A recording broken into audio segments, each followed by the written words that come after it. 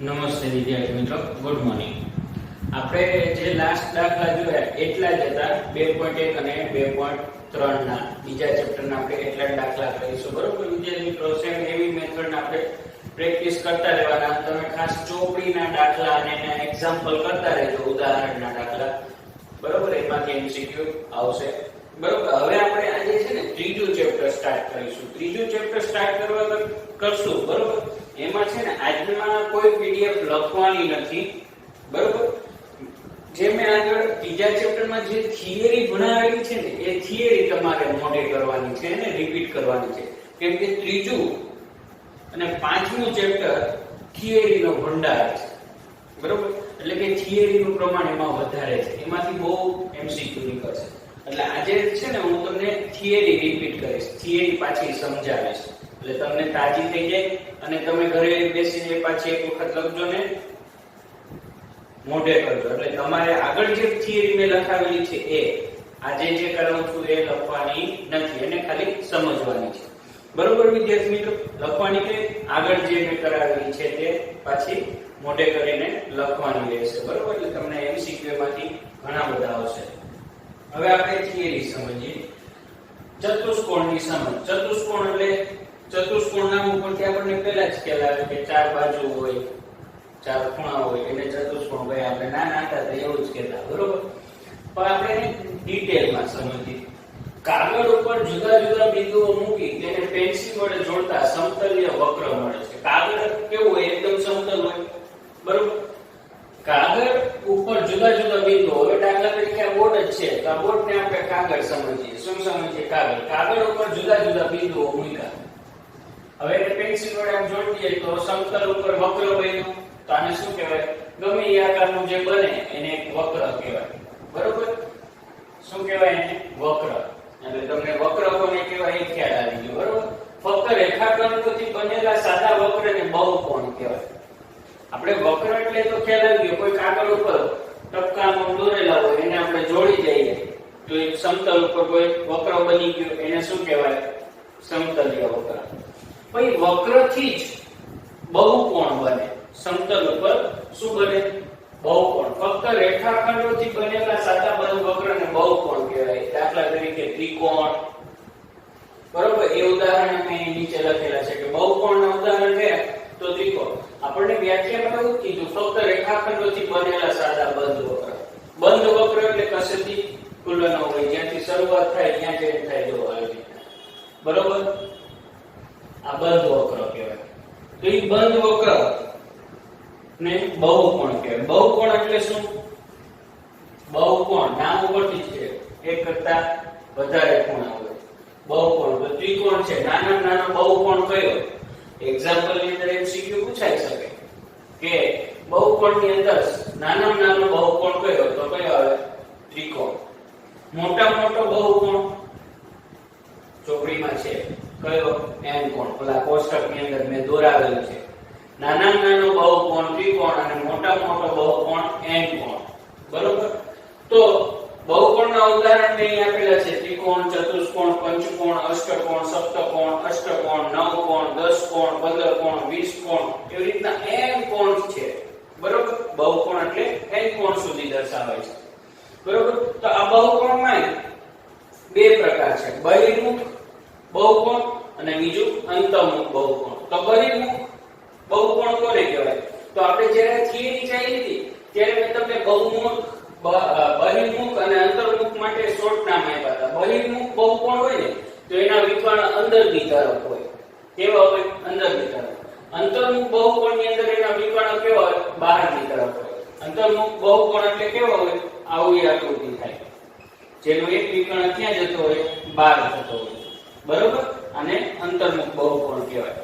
બહિર્મુખ બહુકોણના વિકર્ણ કોઈ પણ ભાગ બહુકોણના બહારના ભાગમાં હોતો નથી. દાખલા તરીકે ચતુષ્કોણ છે તો આના વિકર્ણ અંદરની તરફ હોય, જો બહારની ભાગમાં હોતા નથી. એટલે બહિર્મુખ બહુકોણના વિકર્ણ હંમેશા અંદરની તરફ હોય અને અંતર્મુખ બહુકોણમાં આવું હોતું નથી, એ હંમેશા બહાર જ હોય.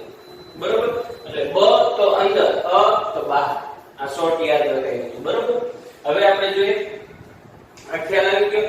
બહિર્મુખ બહુકોણ એટલે એના વિકર્ણો કોઈ પણ વિકર્ણ બહુકોણના બહારના ભાગમાં હોતા નથી, એટલે એનો સિમ્પલ અર્થ શું થાય, બધા અંદરની ભાગમાં છે. જ્યારે અંતર્મુખ બહુકોણમાં આવું હોતું નથી, એના વિકર્ણ હંમેશા બહારની તરફ હોય છે. આપણે ચોપડીની અંદર જ્યારે ચેપ્ટર સ્ટાર્ટ થાય છે એના ત્રીજા પેજ ઉપર વચ્ચેની થિયરી છે, બરોબર. પછી આ અહીંથી હવે બધા જ MCQ નીકળી શકે. આ મુદ્દાથી નીચે મોસ્ટ ઓફ MCQ આવી શકે કે નિયમિત બહુકોણમાં તેની બધી બાજુઓના માપ સરખા હોય. નિયમિત બહુકોણ, નિયમિત બહુકોણ એટલે શું કે જેની બાજુઓના માપ સરખા હોય, એમના ખૂણાના માપ સરખા હોય, એને નિયમિત બહુકોણ કહેવાય. કે નિયમિત બહુકોણમાં તેની બધી જ ખૂણાઓના માપ સરખા હોય, એની બાજુઓના માપ પણ સરખા હોય, એને નિયમિત બહુકોણ કહી શકાય. આનો પણ એક MCQ બની શકે, બરોબર. પછી ચતુષ્કોણના બધા ખૂણાઓના માપનો સરવાળો. ચતુષ્કોણ હોય, ચતુષ્કોણના કેટલા ખૂણા હોય તો 4, તો ચારે ચાર ખૂણા અંદરના ચારે ચાર ખૂણાના માપનો સરવાળો 360. આ બહિષ્કોણ લેવાનો નથી. ચતુષ્કોણના બધા ખૂણાઓના માપનો સરવાળો 360. આપણે ચતુષ્કોણનું તો કહ્યું, ત્રિકોણનો 180, ચતુષ્કોણના 360, પંચકોણના તો શોધવાનું, અષ્ટકોણના શોધવાનું, સપ્તકોણના નહીં ખબર શોધવો પડે, અષ્ટકોણના નહીં ખબર શોધવો પડે. તો આ શોધવા માટેનું સૂત્ર આપણને ચોપડીમાં આપેલું નથી, એટલે મેં જ્યારે આ ચલાવ્યું હતું ત્યારે પણ આ સૂત્ર લખાવેલું મોસ્ટ આઈએમપી છે કે નિયમિત બહુકોણના અંદરના બધા ખૂણાના માપનો સરવાળો શોધવાનું સૂત્ર તો n - 2 ગુણ્યા 180. આ એનું સૂત્ર થાય, n - 2 ગુણ્યા 180. n એટલે શું, જે પણ બહુકોણ આપ્યો હોય એની બાજુઓની સંખ્યા, બરોબર. નિયમિત બહુકોણના અંદરના બધા ખૂણાના માપનો સરવાળો n બરાબર બાજુઓની સંખ્યા. એક્ઝામ્પલ તરીકે તમે જો તો એની જગ્યાએ ચતુષ્કોણ લઈ તો 4 બાજુ આવે, 4 મૂકી દઈએ, બરોબર. 4 - 2 એટલે 2, 2 ગુણ્યા 180, 18 * 36, 360 આવી ગયું. ખ્યાલ આવ્યો? એટલે સિમ્પલ છે, બરોબર. હવે અહીંયા પંચકોણ હોય તો 5 મૂકીએ તો 5 - 2 3, ગુણાકાર કરી નાખો, જે જવાબ આવે એ આપણે પંચકોણના બધા ખૂણાના માપનો સરવાળો થશે. આ સૂત્ર કશે ચોપડીમાં આપેલું નથી, એટલે મોસ્ટ આઈએમપી MCQ બન્યા, બરોબર. આ આપણે સૂત્ર લખાવેલું છે કે નિયમિત બહુકોણના અંદરના બધા ખૂણાના માપનો સરવાળો બરાબર n - 2 ગુણ્યા 180. એટલે કે પરીક્ષાની અંદર એમ કીધું કે નિયમિત બહુકોણના અંદરના બધા ખૂણાના માપનો સરવાળાનું સૂત્ર કયું, નીચે 4 સૂત્ર આપેલા હોય એમાંથી આપણે સાચું સૂત્ર લખવાનું રહે. n બાજુવાળા નિયમિત બહુકોણના વિકર્ણોની સંખ્યા. હવે આપણી પાસે ચતુષ્કોણના વિકર્ણની તો ખબર કેટલા, 2. પંચકોણના તો શોધવા પડે, ષષ્ઠકોણના તો શોધવા પડે. તો એને શોધવાનું સૂત્ર પણ અહીં આપેલું છે કે n બાજુવાળા નિયમિત બહુકોણના વિકર્ણ ની સંખ્યા શોધવાનું સૂત્ર તો મોટા કૌંસની અંદર n, નાના કૌંસની અંદર n - 1 કૌંસ પૂરો છેદમાં 2 - n, બરોબર. આ n છે તે બાજુઓની સંખ્યા દર્શાવે છે. પહેલું સૂત્ર તો બહુકોણના અંદરના ખૂણાના માપનો સરવાળો શોધવાનો. આ બીજું સૂત્ર તો એના વિકર્ણની સંખ્યા શોધવાનું સૂત્ર, બરોબર. આ સૂત્ર બે મોસ્ટ આઈએમપી છે, MCQ ની અંદર પૂછાઈ શકે એવા MCQ છે, બરોબર વિદ્યાર્થી મિત્રો. હવે વિદ્યાર્થી મિત્રો જોશું આપણે ચતુષ્કોણના પ્રકાર, બરોબર. ચતુષ્કોણના 3 પ્રકાર છે, સમલંબ ચતુષ્કોણ, પતંગાકાર ચતુષ્કોણ અને સમાંતર બાજુ ચતુષ્કોણ, બરોબર. અહીંયા આપણે એના 3 પ્રકાર ભણીશું. સમલંબ ચતુષ્કોણ, સમલંબ, સમ અને લંબ. એના નામ ઉપરથી આ ચતુષ્કોણનું છે. સમલંબ એટલે કે બે સમાંતર બાજુઓની લંબ, બરોબર. બે સમાંતર બાજુની બે લંબ બાજુઓ. જે ચતુષ્કોણમાં સામસામેની બાજુઓ ફક્ત એક જ જોડ સમાંતર હોય, એટલે કે આ સામસામેની બાજુ છે એમાં એક જોડ એવી હોય કે બંને એકબીજાને કેવી હોય, સમાંતર. હવે તમે જો તો આ AB અને CD બંને એકબીજાની સમાંતર છે હોય તો તે ચતુષ્કોણને સમલંબ ચતુષ્કોણ કહેવાય, બરોબર. આ બે બાજુ સમાંતર છે, આ બંને લંબ છે, પણ એ એકબીજાને સમાંતર નથી. આગળ જતા એકબીજાને છેદે તો ખરા, એ સમાંતર નથી. એટલે અહીંયા આપણે એવું લખ્યું છે કે ચતુષ્કોણ ABCD એ સમલંબ ચતુષ્કોણ છે. જે ચતુષ્કોણ ABCD માં એ સમાંતર રેખાખંડ AB સમાંતર રેખાખંડ CD છે, બરોબર. આમાંથી પણ આપણે MCQ બનાવી સરખી. બરોબર, આનો પણ MCQ પૂછાઈ શકે એટલે તમારે બધી જ વ્યાખ્યા કે બધું જ મોઢે કરવાનું રહેશે. ફરીથી જોઈએ, સમલંબ ચતુષ્કોણ. જેવું એનું નામ છે એવી એની વ્યાખ્યા છે. સમ એટલે સરખું, લંબ બે સમાંતર બાજુઓ. બરોબર, આ બે સમાંતર બાજુઓ અને આ બે લંબ બાજુઓ છે. એ બે લંબ બાજુ એકબીજાને સમાંતર હોતી નથી. એટલે કે આ સમલંબ ચતુષ્કોણમાં ચતુષ્કોણની એક જોડ એવી હોય બાજુઓની કે એકબીજાને સમાંતર હોય. એની વ્યાખ્યા એવું જ કહે છે કે ચતુષ્કોણમાં સામસામેની બાજુઓની ફક્ત એક જ જોડ સમાંતર છે. એટલે કે AB અને CD બંને એકબીજાને સમાંતર છે. આ એની લંબ બાજુ છે. એટલે ચતુષ્કોણ ABCD એ સમલંબ ચતુષ્કોણ છે. જે ચતુષ્કોણ ABCD માં રેખાખંડ AB સમાંતર રેખાખંડ CD છે. બરોબર, હવે બીજો પ્રકાર જોઈએ તો પતંગાકાર ચતુષ્કોણ. પતંગાકાર આકાર પતંગ જેવો જ છે, પણ પતંગ જેવો આકાર છે એની ખાસિયત એવી છે જે ચતુષ્કોણમાં પાસ પાસેની બે બાજુઓ બે અલગ અલગ જોડ સરખી હોય તે ચતુષ્કોણને પતંગાકાર ચતુષ્કોણ કહેવાય. સમજીએ, જો આ પતંગાકાર ચતુષ્કોણ છે તેના AB અને BC આ બંને જોડ પાસ પાસેની છે એટલે બંનેના માપ કેવા હોય? સરખા હોય. એ જ રીતે આ AD અને રેખાખંડ CD બંને પાસ પાસેની બાજુઓ છે એટલે બંનેના માપ સરખા હોય. તમે આ ચિહ્ન દ્વારા પણ સમજી શકો. બરોબર, કઈ બે બાજુના માપ સરખા છે એટલે આ બંને જે ચતુષ્કોણની પાસ પાસેની બંને એકબીજાની પાસ પાસેની છે. બરોબર, પાસ પાસેની બે બાજુના માપ સરખા હોય તો એ પતંગાકાર ચતુષ્કોણ કહેવાય. જે ચતુષ્કોણમાં પાસ પાસેની બાજુઓ બે અલગ અલગ જોડ પાસ પાસેની બાજુઓ બે અલગ અલગ જોડ થાય એટલે કે આ એક જોડ થઈ અને આ જોડ થઈ. બે અલગ અલગ જોડ સરખી હોય તે ચતુષ્કોણને પતંગાકાર ચતુષ્કોણ કહે છે. એટલે કે ચતુષ્કોણ ABCD એ પતંગ આકાર ચતુષ્કોણ છે. જે ચતુષ્કોણ ABCD માં AB બરાબર BC અને CD બરાબર AD અથવા DA એટલે કે આ બે બાજુઓ સમાન છે.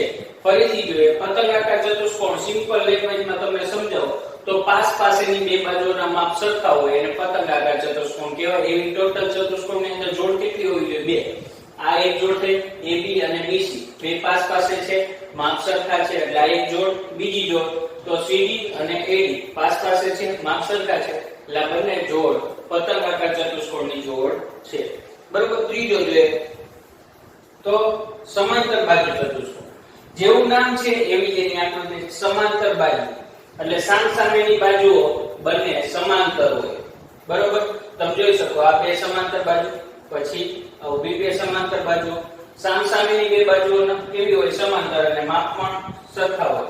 જે ચતુષ્કોણમાં સામસામેની બાજુઓ બંને જોડ સમાન અને સમાંતર હોય તે ચતુષ્કોણને સમાંતર બાજુ ચતુષ્કોણ કહેવાય. સિમ્પલ લેંગ્વેજમાં કે ચતુષ્કોણની સામસામેની બાજુના માપ સરખા હોય અને બંને એકબીજાને સમાંતર હોય એને સમાંતર બાજુ ચતુષ્કોણ કહેવાય. બરોબર, હવે ખાસ કરીને આ ત્રણ મુદ્દાના MCQ આવી શકે છે. આમાંથી પણ એક બે MCQ નીકળી શકે છે અને આ મુદ્દા ઉપરથી પણ MCQ નીકળે કે સમાંતર બાજુ ચતુષ્કોણના સામસામેના ખૂણા સમાન હોય છે. હવે આની અંદર MCQ કેવો નીકળે કે સમાંતર બાજુ ચતુષ્કોણ છે, સામસામેના ખૂણા સમાન છે, એમાંનો એક ખૂણો 50 છે તો બીજો ખૂણો કેટલો થાય?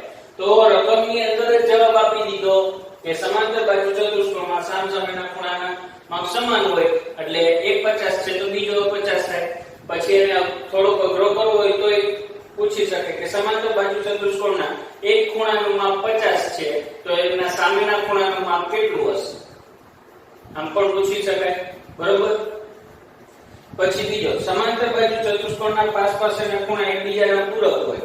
પૂરક એટલે કે હવે સમાંતર બાજુ ચતુષ્કોણનો આ ખૂણો છે 90 આપ્યો છે તો આ ખૂણો કેટલો હશે? 90 થાય. કેમ કે આપણે જોયું કે પૂરક કોણ એટલે કે પાસ પાસેના ખૂણા પૂરક હોય એટલે બંને ખૂણાના માપનો સરવાળો કેટલો થાય? 180. હવે આ 90 હોય તો એને 180 માંથી બાદ કરી નાખવાનું એટલે બીજો ખૂણો મળી જાય. એટલે પાસ પાસેના બે ખૂણાના માપ હંમેશા પૂરક હોય એટલે કે બંને ખૂણાનો સરવાળો 180 અંશ થાય. બરોબર, સમાંતર બાજુ ચતુષ્કોણના વિકર્ણો પરસ્પર દુભાગે. સમાંતર બાજુ ચતુષ્કોણના વિકર્ણ પરસ્પર એકબીજાને દુભાગે એટલે કે વિકર્ણના બે સરખા ભાગ કરે. બરોબર, તો એમાં પણ આવી શકે વિકર્ણના માપ આપ્યા હોય અને એના અડધા માપ પૂછે, કોઈ 3 વિકર્ણના માપ આપ્યા હોય અડધા ભાગના, એમાં ચોથા ભાગનું માપ પૂછાય, એવા પણ એમસીક્યુ થિયરી પછી આપણે ગણશું. બરોબર વિદ્યાર્થી મિત્રો, અહીંયા કયા એમસીક્યુ પૂછાઈ શકે? આ 3 મોસ્ટ આઈએમપી એમસીક્યુ નીકળે. વિદ્યાર્થી મિત્રો, તમે ત્રીજા ચેપ્ટર ની અંદર પહેલા થિયરી કમ્પ્લીટ કરજો. થિયરી કમ્પ્લીટ કરશો તો દાખલા આવડશે, અને દાખલામાંથી અને થિયરીમાંથી એમસીક્યુ આપણે નીકળશે. એટલે પહેલા કમ્પલસરી થિયરી મોડેલ કરવાની રહેશે. એટલા માટે જ મેં આજે તમને થિયરી પાછી રિપીટ કરાવેલી છે.